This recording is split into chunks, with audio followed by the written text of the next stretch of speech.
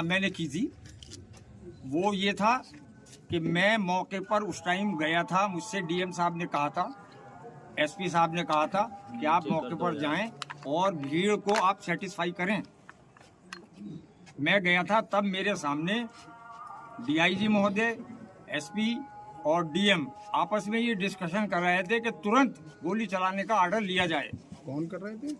SP साहब थे, DM साहब थे और डीआईजी साहब थे। मैं उस टाइम वहां मौजूद था। तब मैंने ये सोचा कि अब गोली चलने ही वाली है। मैंने पब्लिक से अपील की, बहुत ज्यादा अपील की, वहां पहुंचकर भी अपील की, लेकिन 75% लोग वापस चले गए। कुछ लोग यही सोचते रहे कि खुदाई अभी भी जारी है, ये खुदाई क्यों हो रही है। तो मैंने फौरन ही अनाउंस किया कि गोली चलने के आदेश मिल चुके हैं पुलिस प्रशासन को, लिहाजा मेरी गुजारिश है, अल्लाह के वास्ते, खुदा के वास्ते, सारे लोग हट जाएं, चले जाएं, अपने अपने घरों को चले जाएं, शांति बनाए रखें।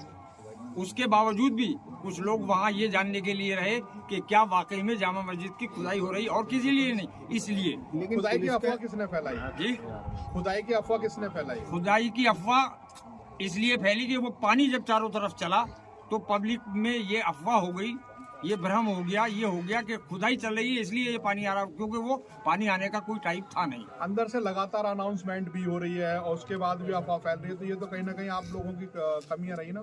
नहीं, हमारी क्या कमी रही, हम तो बराबर अनाउंस कर रहे हैं। पानी की जो कमी है, सबसे बड़ा जो अफवाह फैली है वो पानी को देख के फैली है कि ये पानी क्यों आ रहा है, इसका मतलब ये है कि अंदर खुदाई हो रही है, जबकि हम बराबर अनाउंस कर रहे थे वहाँ खुदाई नहीं हो रही थी। लेकिन पब्लिक के जहन में यही बात हुई कि शायद खुदाई हो रही है, और ये क्यों हो रही है। जैसे सरदार साहब, पुलिस का तो ये मानना है कि गोली जो है पुलिस ने नहीं, पब्लिक में ही चली है। ये कहना बिल्कुल गलत है पुलिस का, ये कहना बिल्कुल गलत है। पुलिस गोली हमारे सामने चला रही थी, मैं मौके पे मौजूद था। पब्लिक की तरफ से मेरे सामने कोई गोली नहीं आई।